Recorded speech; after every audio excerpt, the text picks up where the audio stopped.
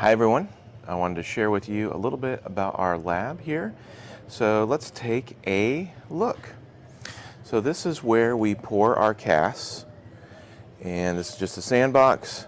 We've got our pipes ready to go, pouring station, and then our sink, and then our little area that we can turn our casts upside down so we can do the skirting of our casts if we need to. We really try not to do too much of that.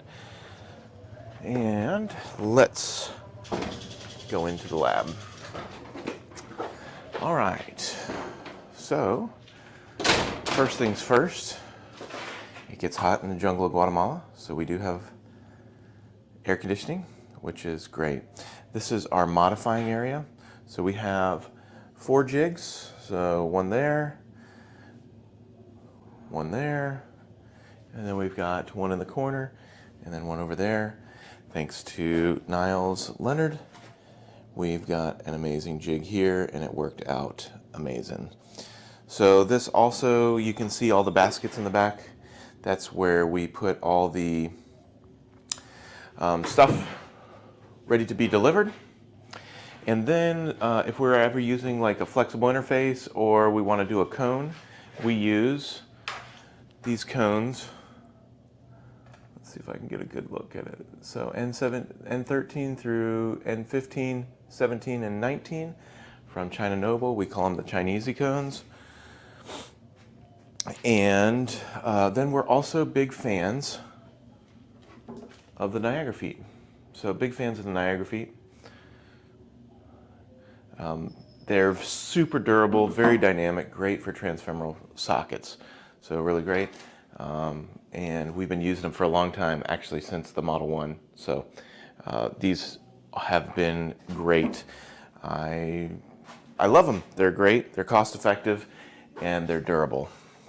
Last thing we want to do is give somebody a prosthesis and it breaks just months in, which is why we don't provide carbon fiber feet.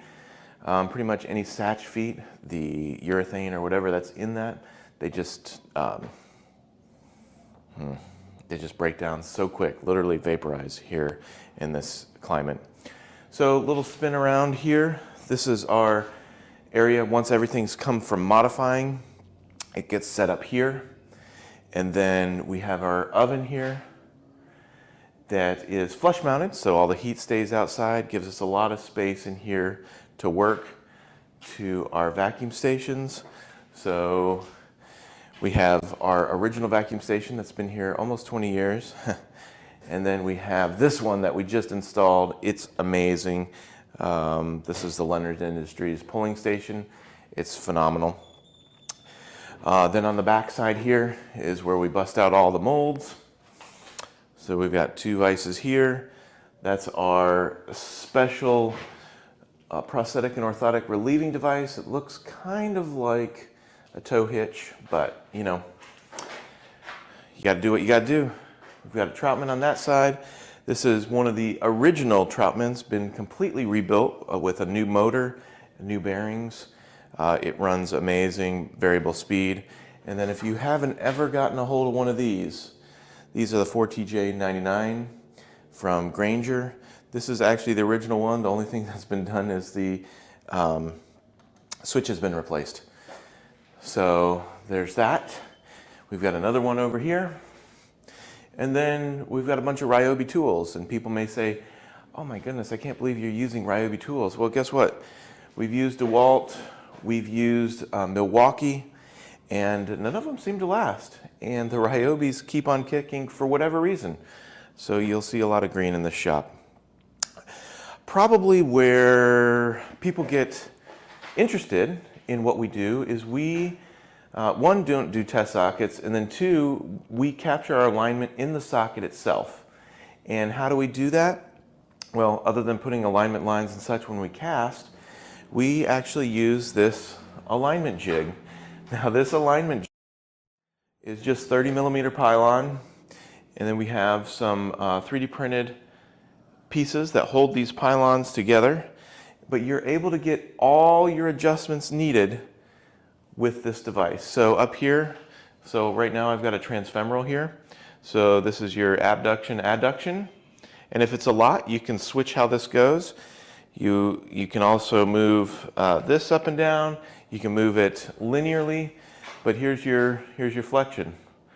Flexion, extension, whatever you'd like, you can get it with this jig. Super basic, but packs flat, uses material you already have available. I really, really like it. In fact, Niles, if you're watching, I'd love to make something like that that's easily done.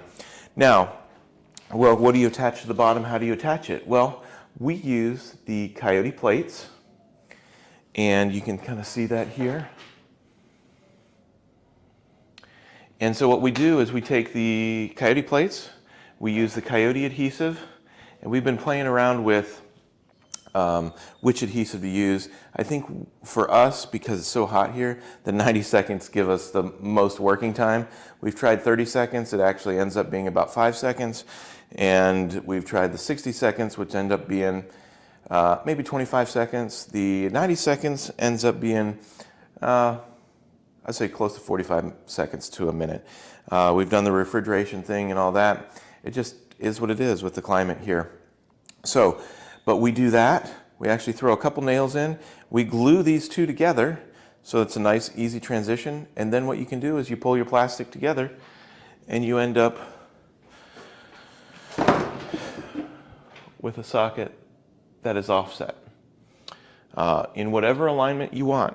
So that's the beauty of doing it this way, is that there's a lot of other ways to do it and capture that alignment. However, it requires real time looking at it horizontal, you stuff in plastic and all that. We just feel like this is a great way to do it.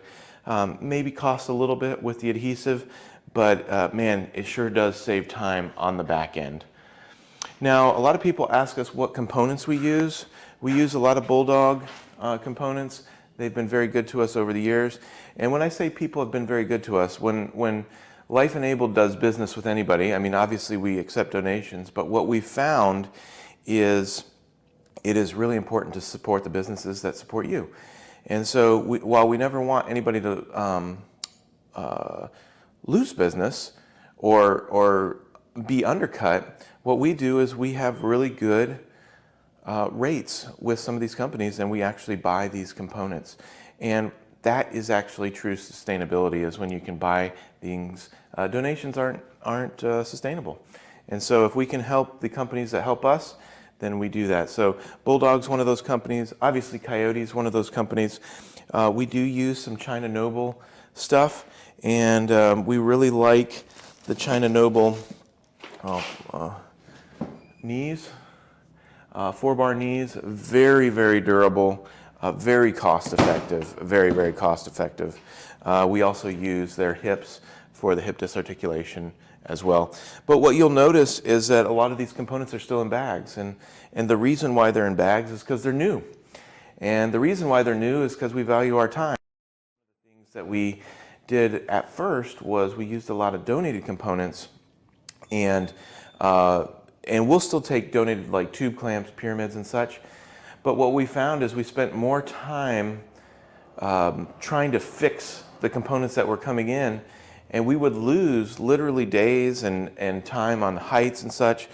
When we have very basic choices, limiting choices, we can definitely train, hey, this is how you take your height. If there's a knee that fails, it's an easy swap. You don't have to change heights of pylons and such. So I think that is pretty neat. Over here, we've got some assembly stuff. Just like any lab, we've got a bunch of hex keys that we don't ever use, but we do try to stay a little bit organized. And here's our 5s, our 4s, our 3s. So we've got something to get to. Hearing protection, of course.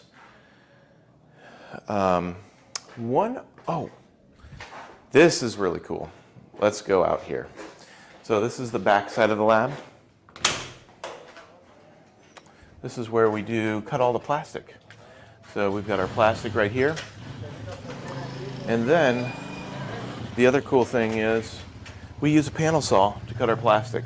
So literally we pull it over here, And then it's got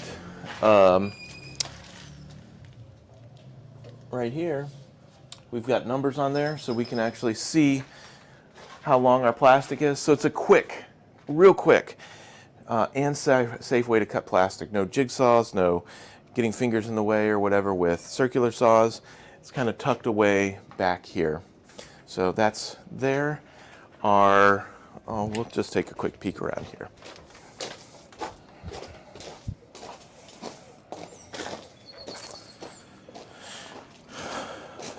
So we've got our compressor outside right here. It's been around for a little while, and then you can see our oven outside. It is a gas pizza oven. So there you go. And actually, we'll come to the front side here. One last thing is I hate cutting pylons. And so we have one of these little machines here. It's our pylon cutoff saw. It's really great, Harbor Freight, 50 bucks. And for whatever reason, it lasts a long time. Let's go into the patient areas.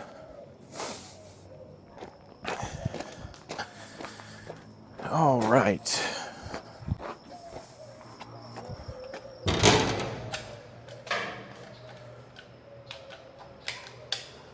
Let's see. I don't know how our lighting is going. We'll just kind of go with that. So patient area here. Pretty basic. We got all our supplies here. This is kind of the area where the patient will sit, and we'll take our casts and such in here. Once we're modifying, we can actually do some basic modifications in here if need be. There's another room over here, pretty much the exact same. Let's see here. Lights aren't coming up here for whatever reason, but we've got 2 sets of parallel bars, and this goes around in a square itself. And here's our other set of parallel bars. So we're coming in from the back side.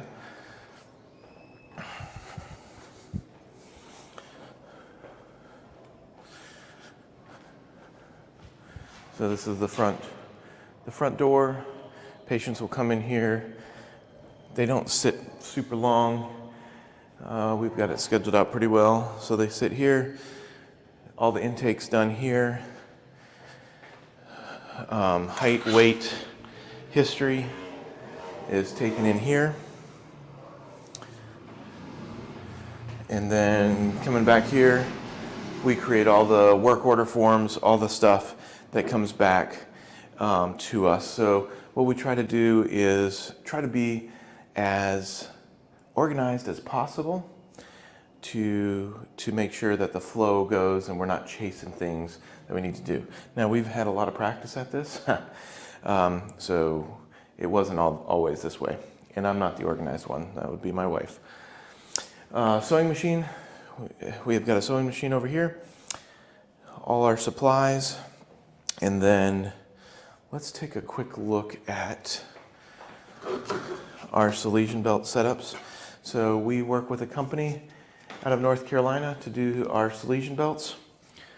And so you have a lateral attachment and then an anterior attachment, and then we have a waist belt that goes and makes sure that everything stays up top. And so love those. We also have some knee cuffs when supracondylar suspension doesn't work. And we don't use any liners. So you may be asking, hey, where'd all those liners? Well, we don't use them. It's the jungle of Guatemala, and you run into a lot of issues with liners. So anyway, that's all I have for you today. That was a long one, but I hope